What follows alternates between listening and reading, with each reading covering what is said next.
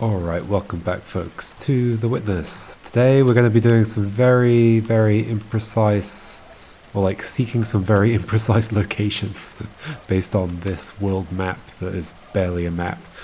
I think we're going to try and go for this triangle puzzle, so those are the two audio logs at the entrance to the audio jungle place.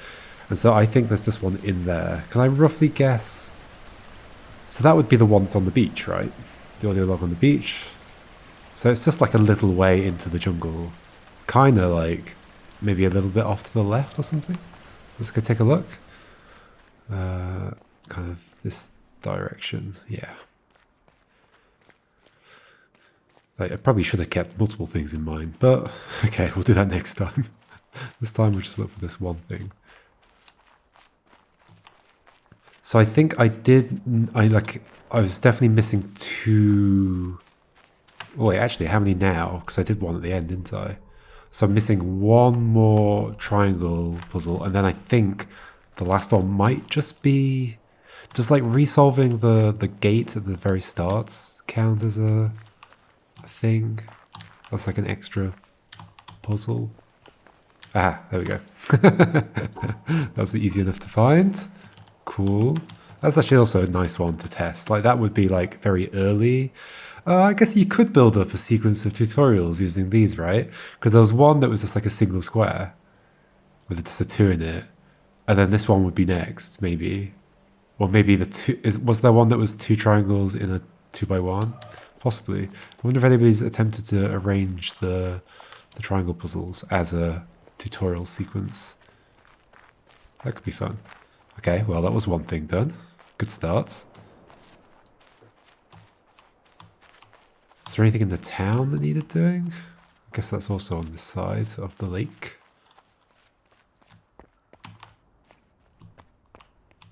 Okie dokie, so.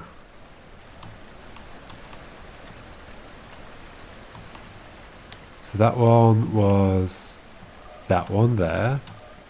Okay, so the town is which thing? It's over here. Got you. That's the peninsula that doesn't really have much on it. Then we got these. Apparently we missed an audio log underground near another one. Near the town. Not necessarily underground, but like at least behind the doors that go underground. And then that's the town laser. There's an audio log just to the west of a triangle puzzle in the town. That's inside the like cargo container thing, right? Wait, hold on, what's the laser? Oh, there's also one right next to the obelisk itself. Okay. Okay, wait, where next to the obelisk? That's this one. There, get confused. Like right next to it, just to the northwest of it. Okay, west of the container and northwest of the obelisk. Is it just like on the wall nearby? Oh, that makes it feel like it's like... Oh, hello. Your question is the most difficult in the world. It is not a question I can answer simply with yes or no. I am not an atheist. I do not know if I can define myself as a pantheist. The problem involved is too vast for our limited minds. May I not reply with a parable? The human mind, no matter how highly trained, cannot grasp the universe. We are in the position of a little child entering a huge library filled with books in many languages. The child knows someone must have written those books, does not know how, does not understand the languages in which they are written. The child dimly suspects a mysterious order in the arrangement of the books, but doesn't know what that is. That, it seems to me, is the attitude of the most This is another intelligent Einstein human quote. toward God. Albert Einstein. You can always tell when it's Einstein.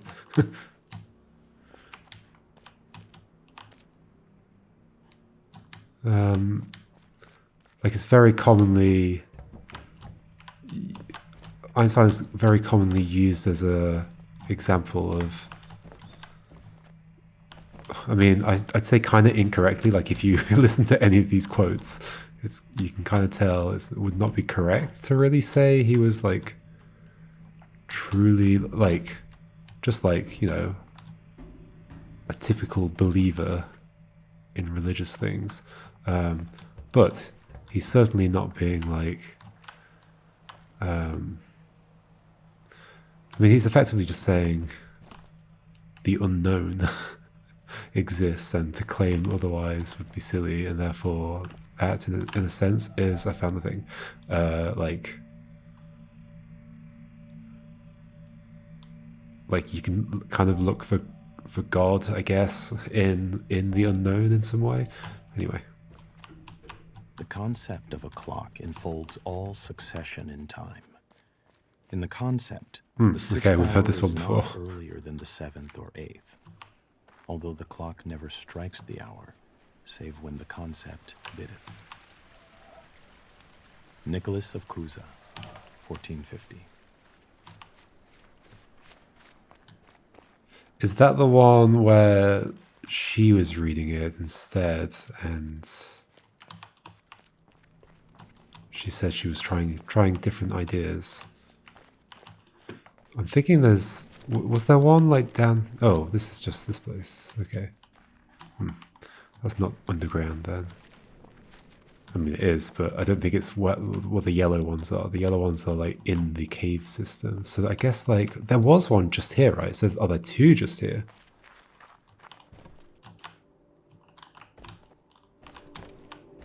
That's a rock. There was one like behind some stuff. Was that here? That was you, right? I think I've done you. I've definitely done you. The concept of a clock Oh. unfolds all succession of time.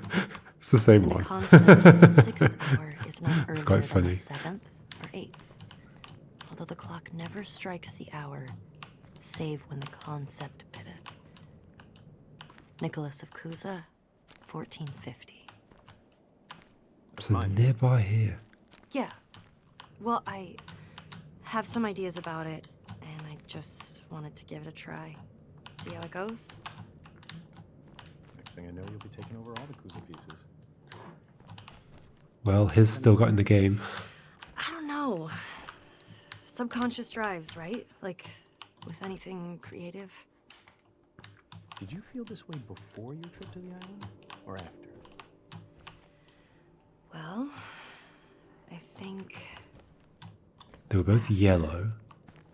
yeah, mostly after. I had a They were sight right of it next to each before, other. even back when I first heard the piece, when you first picked it out. But I didn't really notice then. It's very Now it's dark. like The Princess and the Pea. I don't mean to be stepping on your toes, though. Really, the drive is personal. I wanted to record this one so I can hear it the way I want to hear it, just to set something right for myself. Okay. I'm gonna file this under the category of good problems to have. Your attitude to the piece changed, or clarified, I guess, maybe based on the trip. Yeah. Is I the mean, one it's in working. here? Something's working, right? Maybe. Back when we started, I would have counted us lucky to ever get this far. But here we are. Record away. I will take my leave. Thanking you for this opportunity to introspect on my aversive feelings.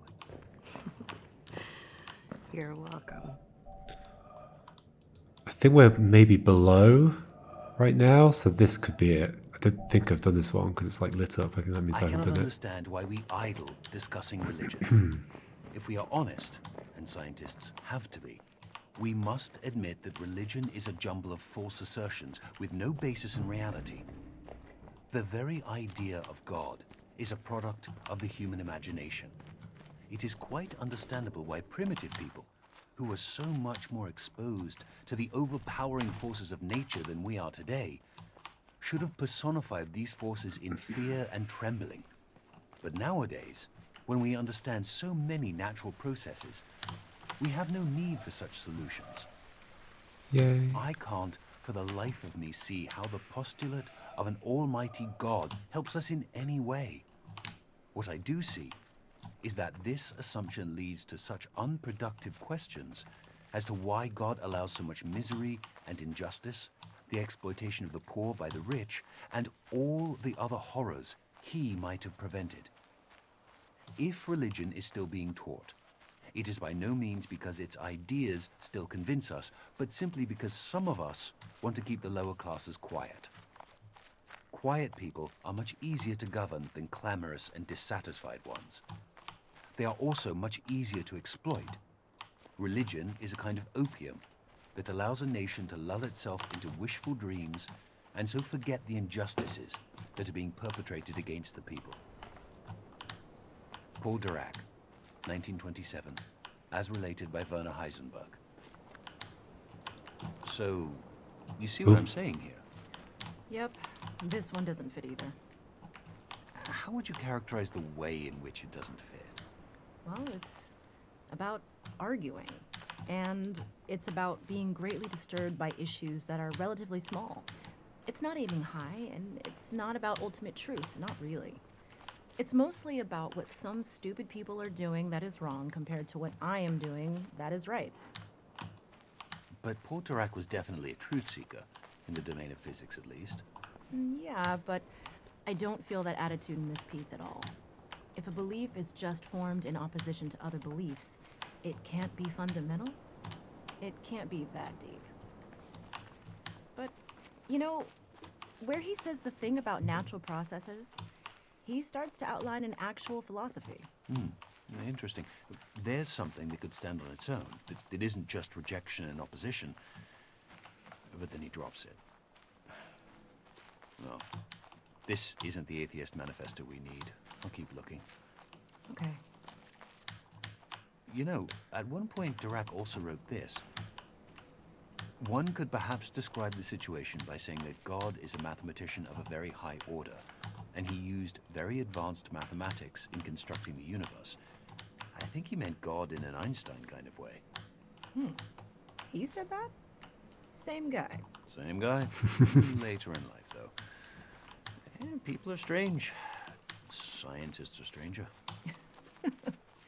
Yes, they are. It's funny because I was about to comment on how different feeling that quote sounded to the other kinds of quotes in the game. And then the game commented on it, so I didn't need to. So, okay, so we've got that one, and the other one is like over here relative to it. I just don't know whether it's like up high or down below.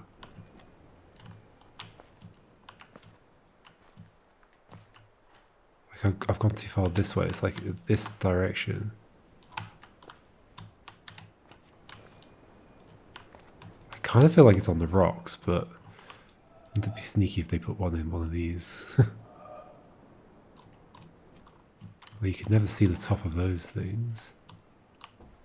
They could have been really sneaky with these. I think there is an element of kindness to how things have been positioned, like hidden things. Like they are findable, and the fact that the lake even exists is part of that kindness. Oh, maybe it's down by the rocks again, okay. So there's that roof. In fact, maybe I was at the wrong corner. Oh, I think I was at the wrong corner. No. Hold on. Then I was just at the wrong corner. Right? No. Wait, what? I went past the roof. Yeah, okay. I wasn't at the wrong corner. This would be the wrong corner, right?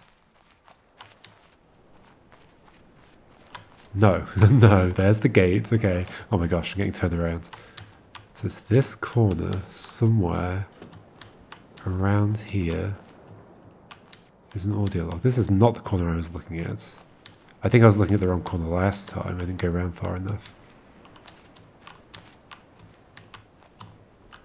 It does feel like there could be something here. This is like this space.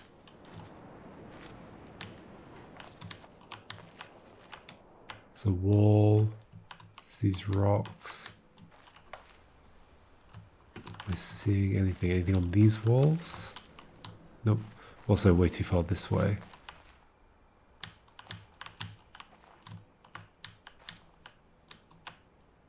down. It's like down, far down here somewhere. Potentially it's only visible from the boats. Could be.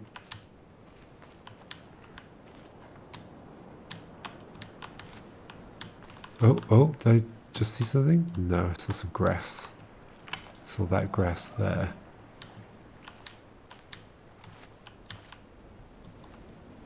Could it be just visible from the boats? There's like an environment puzzle there that we did recently.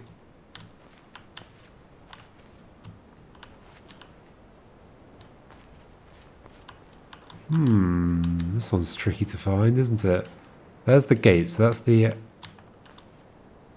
top right corner. No, wait, hold on.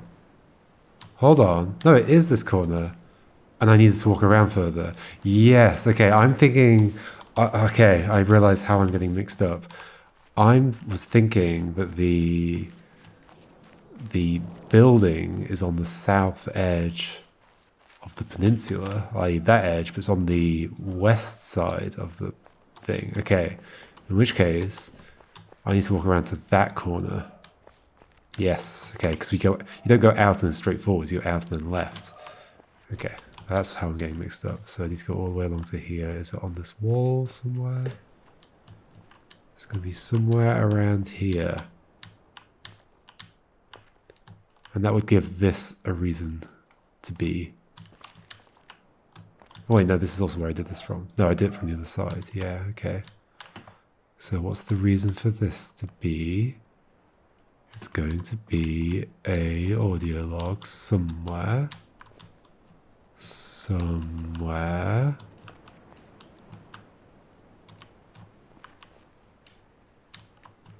So relative to you, it's like, or maybe it'd be on there actually. It's kind of like south and to the east of that. Oh, there's one there. There we go. I am standing on the threshold about to enter a room. It is a complicated business. In the first place, I must shove against an atmosphere pressing with a force of 14 pounds on every square inch of my body. I must make sure of landing on a plank, traveling at 20 miles a second around the sun. A fraction of a second too early or too late, the plank would be miles away. I must do this whilst hanging from a round planet head outward into space and with a wind of ether blowing at no one knows how many miles a second through every interstice of my body. The plank has no solidity of substance. To step on it is like stepping on a swarm of flies. Shall I not slip through? No. If I make the venture, one of the flies hits me and gives me a boost up again. I fall again and am knocked upwards by another fly, and so on. I may hope that the net result will be that I remain about steady, but if, unfortunately, I should slip through the floor or be boosted too violently up to the ceiling, the occurrence would be not a violation of the laws of nature, but a rare coincidence. These are some of the minor difficulties. I ought really to look at the problem four-dimensionally as concerning the intersection of my world line with that of the plank. Then again, it is necessary to determine in which direction the entropy of the world is increasing in order to make sure that my passage over the threshold is an entrance, not an exit. Verily, it is easier for a camel to pass through the eye of a needle than for a scientific man to pass through a door. And whether the door be barn door or church door, it might be wiser that he should consent to be an ordinary man and walk in, rather than wait till all the difficulties involved in a really scientific ingress are resolved. Arthur Eddington, 1927. Right, another observation about kind of how getting into the details of how everything works is maybe missing the point. Okay, we've got two together. I don't remember why these are paired. It is a great adventure to contemplate the universe beyond man, to contemplate what it would be like without man, as it was in a great part of its long history and as it is in a great majority of places. When this objective view is finally attained, and the mystery and majesty of matter are fully appreciated, To then turn the objective eye back on man, viewed as matter, to view life as part of this universal mystery of the greatest depth, is to sense an experience which is very rare and very exciting. It usually ends in laughter and a delight in the futility of trying to understand what this atom in the universe is. This thing, atoms with curiosity, that looks at itself and wonders why it wonders. Well, these scientific views end in awe and mystery, lost at the edge in uncertainty, but they appear to be so deep and so impressive that the theory that it is all arranged as a stage for God to watch man struggle for good and evil seems inadequate. Some will tell me that I have just described a religious experience. Very well, you may call it what you will. Then, in that language, I would say that the young man's religious experience is of such a kind that he finds the religion of his church inadequate to describe, to encompass that kind of experience. The God of the church isn't big enough. Richard Feynman, 1963. There we go. There's the atheist manifesto they were looking for.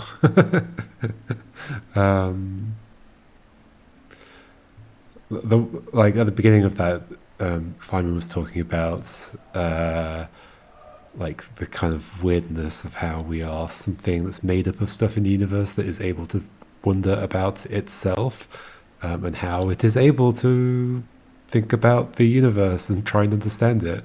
And that reminded me of so one of my deeper issues with any kind of philosophy of mind interpretation, especially physicalist ones, is they often, well, no, I mean a lot of okay, so some philosophy of mind arguments start with the basic premise that we are clearly aware that we are aware that we experience things. And I would say I definitely feel like I am aware and I experience things. I have this for whatever reason I have this experience of the universe, whether it exists for the universe to experience itself in some way or not, or why it exists is besides the point. But how am I able to tell you?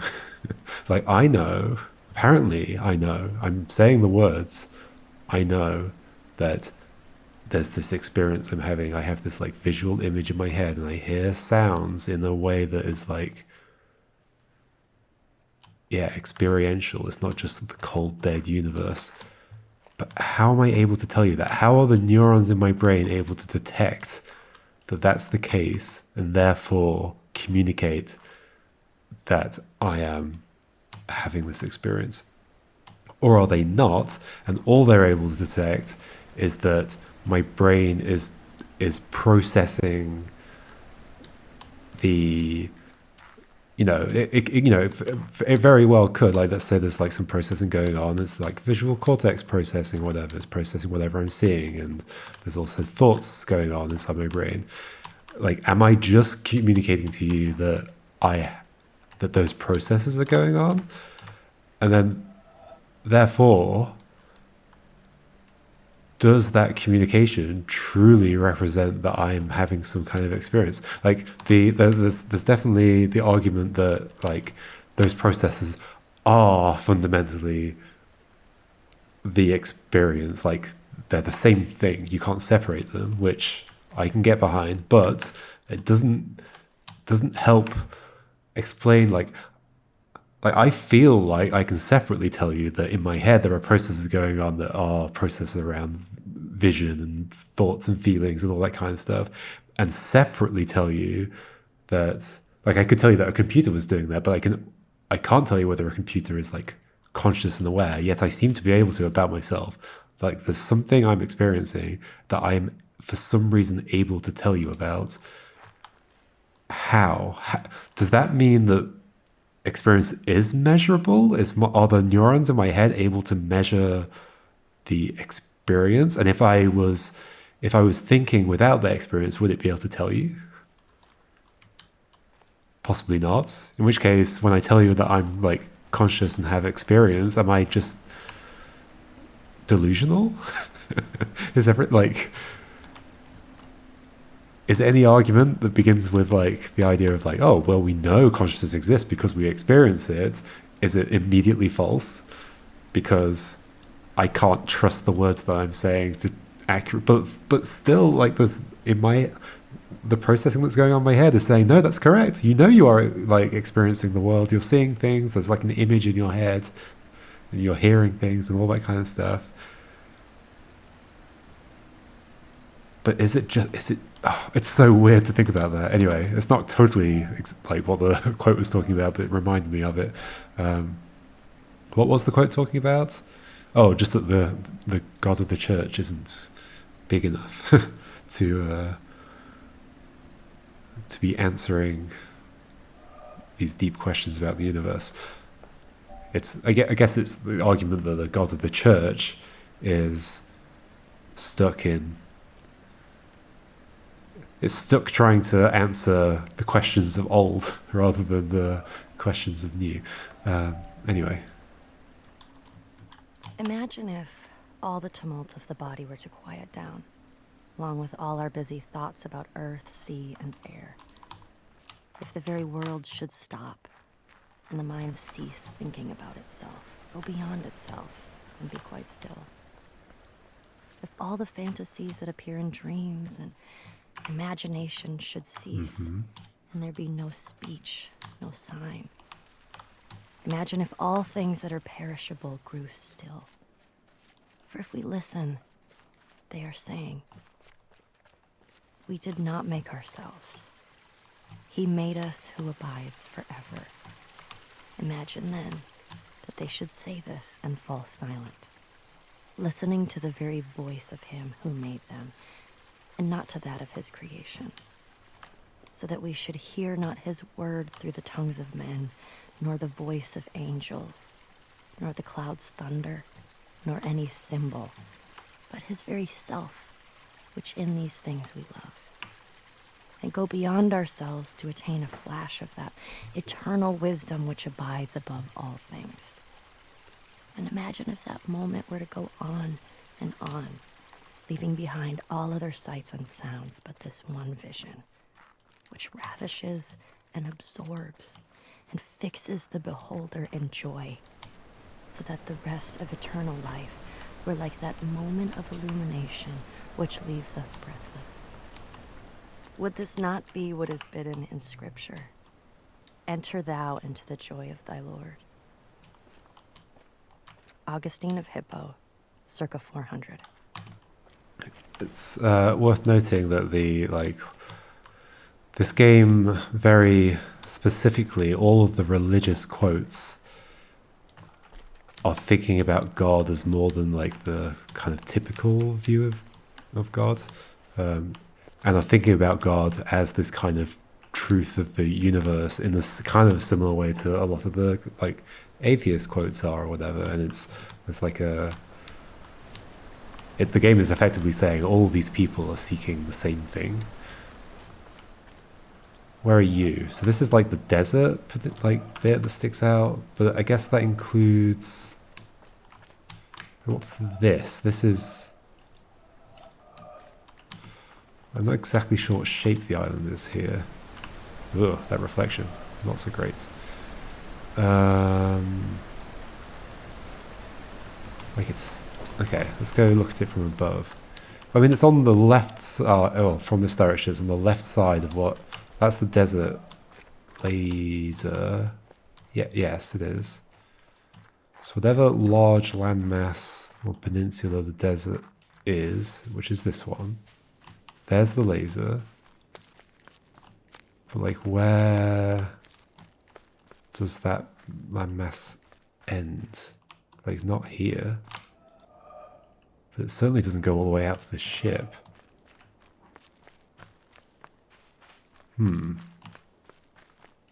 Like, the shape of that bit feels weird. Unless, of course, this water counts as like a separating parts.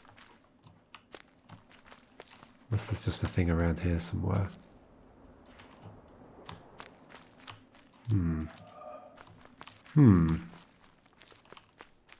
Could it be like on this roof? Isn't that there was a thing on this roof? Oh wait, but I can do it relative to that laser as well. Or maybe I'm getting the lasers mixed up.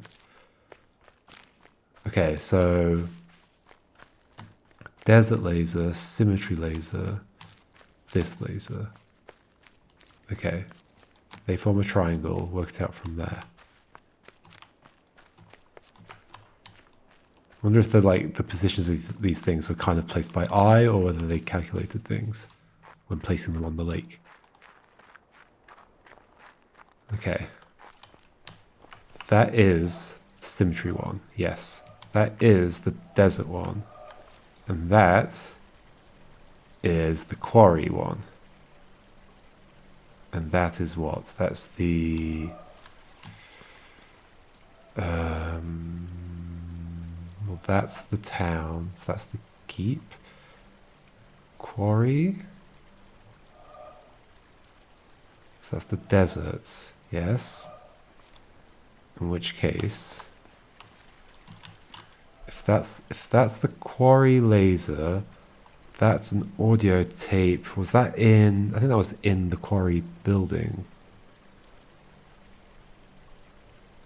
So I guess this is not like, okay, I see. This edge of the island is like going along here. Does it stick in a little bit at some points? Which means it's, I mean, I can work it out. I could stand so that I'm at the desert looking at the quarry and then kind of turn back and look slightly to my left behind me. Okay. So standing at that one. Okay, yeah, I think we're going like out that way. Standing at this one, looking at the quarry one, which is where?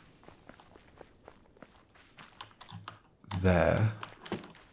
Going that way. Okay, it's right out in that corner. Okay. Let's see. It's right at the edge. Somewhere. Wait, there was one around here. There's like an Einstein one around here, right? I've already done that one.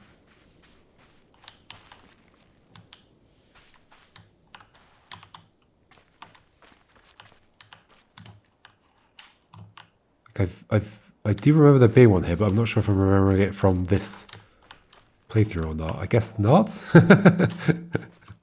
I maintain that the cosmic religious feeling is the strongest and noblest motive for scientific research. Only those who realize the immense efforts and, above all, the devotion without which pioneer work in theoretical science cannot be achieved are able to grasp the strength of the emotion out of which alone such work, remote as it is from the immediate realities of life, can issue. What a deep conviction of the rationality of the universe, and what a yearning to understand, were it but a feeble reflection of the mind revealed in this world, Kepler and Newton must have had to enable them to spend years of solitary labor in disentangling the principles of celestial mechanics. Those whose acquaintance with scientific research is derived chiefly from its practical results easily develop a completely false notion of the mentality of the men who, surrounded by a skeptical world, have shown the way to kindred spirits scattered wide through the world and through the centuries. Only one who has devoted his life to similar ends can have a vivid realization of what has inspired these men and given them the strength to remain true to their purpose in spite of countless failures. It is cosmic religious feeling that gives a man such strength. A contemporary has said, not unjustly, that in this materialistic age of ours, the serious scientific workers are the only profoundly religious people. Albert Einstein, 1930. Okay, all the like kind of atheistic ones, but like as I was saying, the game is sort of saying like actually, you know. I mean, I said it earlier as well. I was talking about how, like, in a sense, like,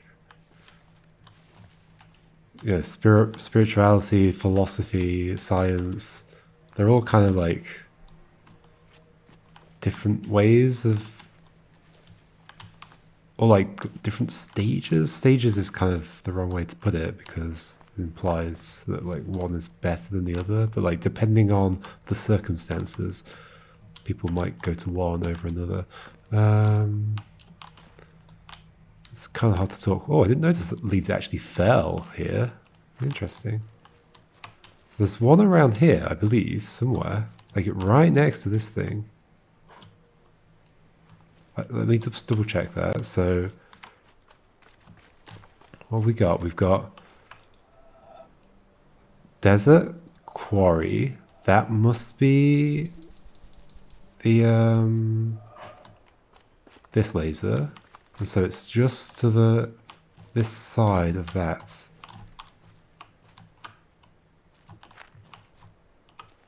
Is it around this? How far to this side? I think it looked very close. Almost on it. There wasn't one in that window, right? But that doesn't feel close enough. Like this should be like right here somewhere.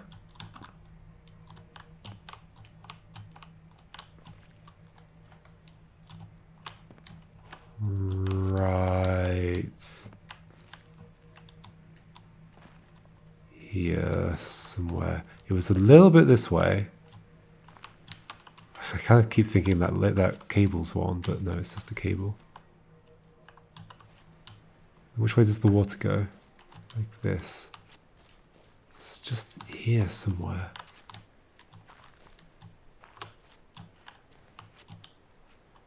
Maybe it isn't that window? Maybe it's down here. Well, okay, so how close is it to the keep laser? Or am I mixing up my lasers? I'm not mixing up my lasers, right? There's that one. There's the keep laser. It's like right next to that. Right, that is the keep laser, and then there's this, yeah, okay. And that's the treetops. Okay. Right next to, like it's literally right next to it. Okay, in what direction is it from the keep laser? Keep laser is like almost in line. So here's this laser.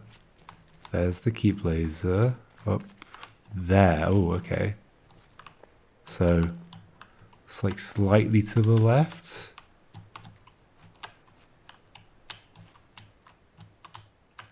Like, this feels like a good spot for one because of the illusion thing.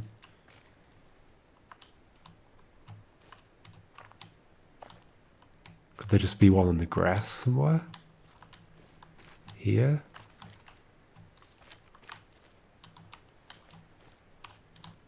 It's like here.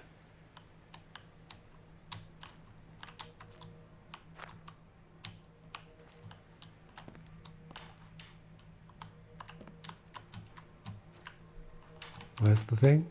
It's like there. So it's here. Where? It's not this far away. Let's look at it again. And that's the obelisk that's like here, okay, and it's complete.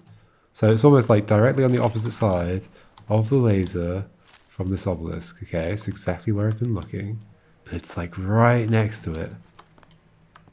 What am I missing here? Is it in front of me right now? Is it in this crack in this stone thing? Is it there? Is it here? It's on this side of it. Is it behind these rocks? Oh my gosh, that's sneaky. 66 times have these eyes beheld the changing scene of autumn. I have said enough about moonlight. Ask no more. Only listen to the voice of pines and cedars when no wind stirs. The Onan, 1711. That was short. Say that again. Something about you've seen autumn 66 times. 66 times have these eyes beheld the changing scene of autumn. I have said enough about moonlight. Ask no more. Only listen to the voice of pines and cedars when no wind stirs. The Onan, 1711. Sure. Something poetic. So kind of like behind you. So I've done the one that was on here, right? So it's like also back here somewhere. Is there one on this? Hello. Our hangnails are incredibly real to us. All right, I remember this quote. Whereas to most of us, the English village of Nether Wallop and the high Himalayan country of Bhutan, not to mention the slowly swirling spiral galaxy in Andromeda, are considerably less real. Even though our intellectual selves might wish to insist that since the latter are much bigger and longer lasting than our hangnails, they ought therefore to be far realer to us than our hangnails are. We can say this to ourselves till we're blue in the face, but few of us act as if we really believed it. A slight slippage of subterranean stone that obliterates 20,000 people in some far-off land. The ceaseless plundering of virgin jungles in the Amazon basin. A swarm of helpless stars being swallowed up one after another by a ravenous black hole. Even an ongoing collision between two huge galaxies, each of which contains 100 billion stars. Such colossal events are so abstract to someone like me that they can't even touch the sense of urgency and importance, and thus the reality of some measly little hangnail on my left hand's pinky. We are all egocentric, and what is realist to each of us in the end is ourself. The realest things of all are my knee, my nose, my anger, my hunger, my toothache, my side ache, my sadness, my joy, my love for math, my abstraction ceiling, and so forth. What all these things have in common, what binds them together, is the concept of my, which comes out of the concept of I or me, and therefore, although it is less concrete than a nose or even a toothache, this I thing is what ultimately seems to each of us to constitute the most solid rock of undeniability of all. Could it possibly be an illusion?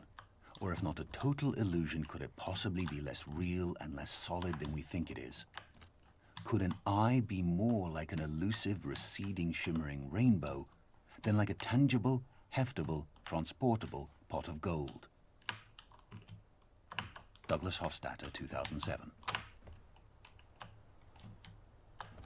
The way the attribution was read out felt a little weird, like it's from a separate recording or something.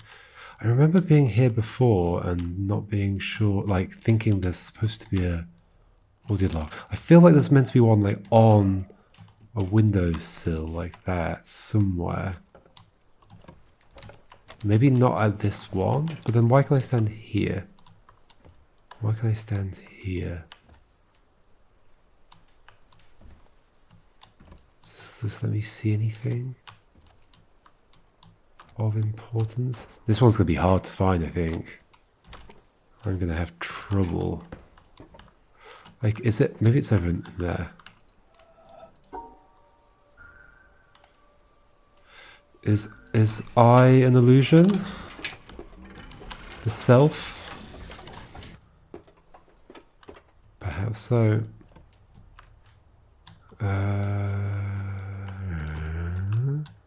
It's not here. As far as I can tell. So those paths down there. So this connects like this. Now we're getting like quite close to the shipwreck, I guess. Also, there was one down below me, right? Somewhere. Can I see it from here? Like on one of the walkways below.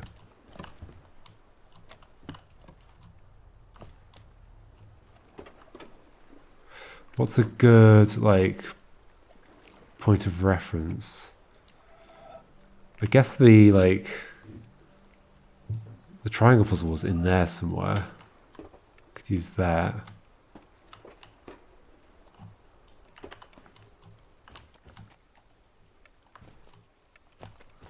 Oof, because, like, the problem with this place is that it could be below, or it could be up here. I'm not sure which. I really feel like there's one, like, just in the window of one of these things, but I thought it was one of the ones that you don't normally go to.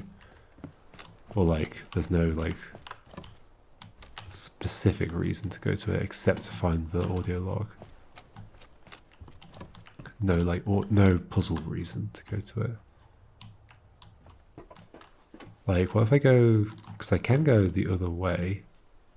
Is there a reason to? Yeah. Yeah.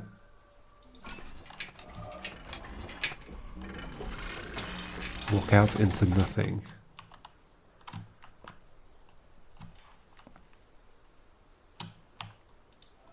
Hello? Wait, where are you? What is that? Is that a thing I've ever been to? No, it's just, oh my gosh. There is a reason to make it go that way. When we choose silence, we choose to give up the reasons not to love, which are the reasons for going to war, or continuing war, or separating, or being a victim, or being right. In a moment of silence, in a moment of no thought, no mind, we choose to give those up. This is what my teacher invited me to. Just choose silence. Don't even choose love. Choose silence, and love is apparent. If we choose love, we already have an idea of what love is. But if you choose silence, that is the end of ideas. You are willing to have no idea, to see what is present when there is no idea. Past, present, future. No idea of love, no idea of truth, no idea of you, no idea of me. Love is apparent. Gangaji, 2009. Where are you? So that's the mountain, right? That'll be the... Oh, I should just go round. Okay, so this is the one I just did. That is the treetops. I just did that one there. Treetops done. So next one around should be Tetris, but where is Tetris here? Should be close by, really, shouldn't it? Are you saying this is the Tetris one, I guess? There's the mountain, yeah. And there is this, yeah, okay, there's the body of water. Okay. Scale feels a little weird. But then that is quite far on the other side of the swamp. Yeah, okay. Not the swamp, the treetops. So Tetris, right in the corner. I did get one of them in Tetris place, didn't I? Huh, okay, so that's concerning me.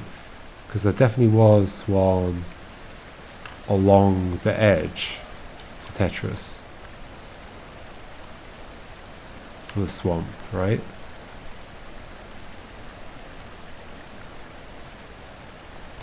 Am I mixing things up? Hold on. What are you? If that's that... Yeah, that's the... That's the keep.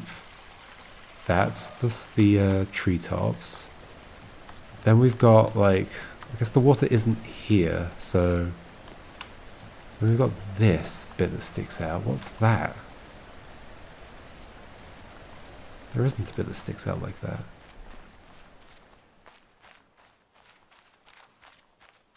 Like the swamp's like right adjacent to the treetops. No, it's not. There is a gap between them. Treetops are there. I did get one along the side, right? Yeah, I'm sure I did. going the other way.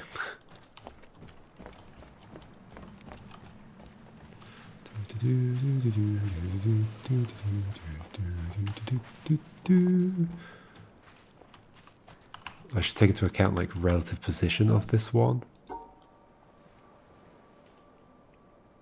No.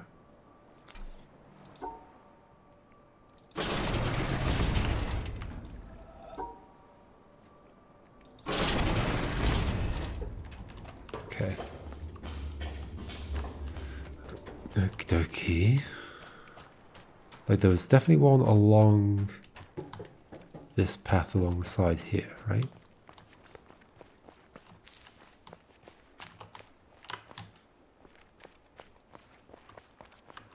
On these rocks somewhere. Yeah, I've done it. It's turned off. Okay, so let me try and understand. There's treetops. Okay, laser. Where's the... Okay, the Tetris laser is far away. There. So it's kind of like... If I drew a line between them, it's south of that. Or like... It's kind of halfway between and down. That's this one. Okay, so let's try and figure out what the other one is. Okay. Halfway between feels... About right, yeah. It's really far over that side. And that one's really far over that side. Okay. Halfway between and down is this one.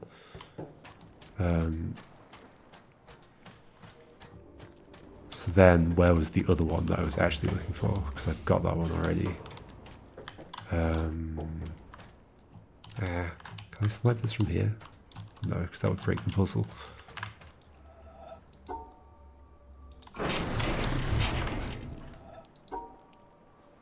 Ah.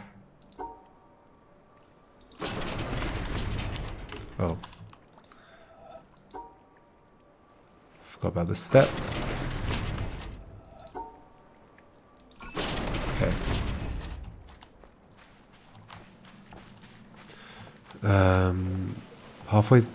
Halfway along and then down.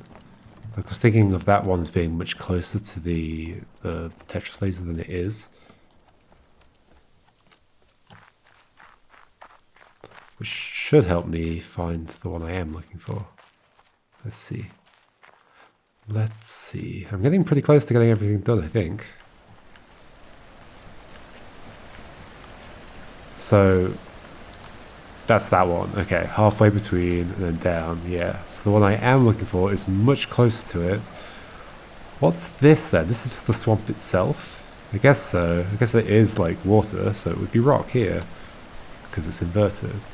So near the laser itself, not right on it,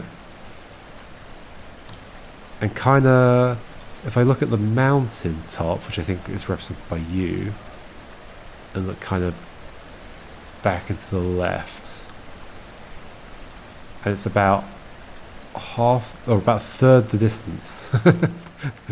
Is it that accurate? I don't know. About a third of the distance back into the left from the laser down here. Okay. Turns out that wasn't an environmental puzzle in these white flowers. Okay, so the distance between the swamp laser and the mountain top is not very far at all. So it's close to the laser. It might be here somewhere. That's okay, so a third of the distance, like it's a little bit more than this, right? But then maybe I should just peek around here just in case.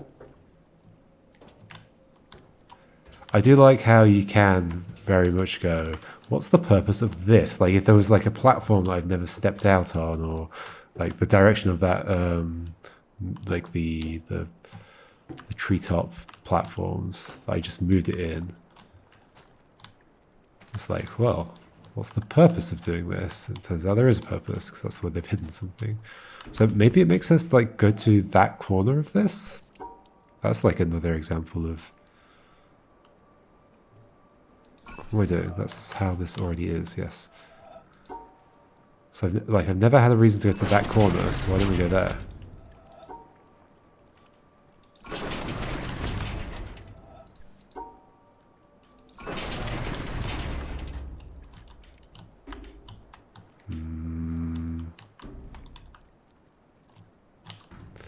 We're not quite, like, no, we're just kind of behind the thing.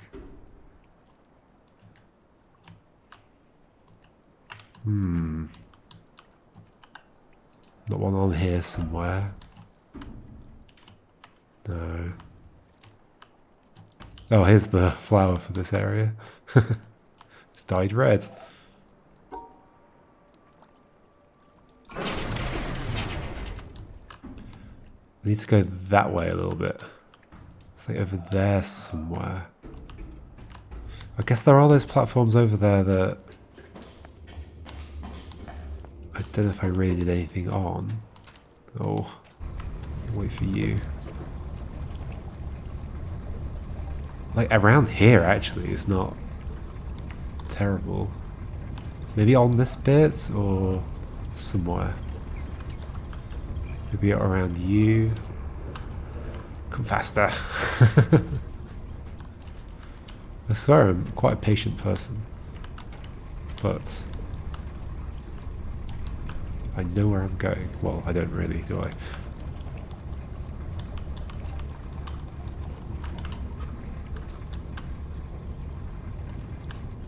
Like, that's like a direction this in theory could have gone.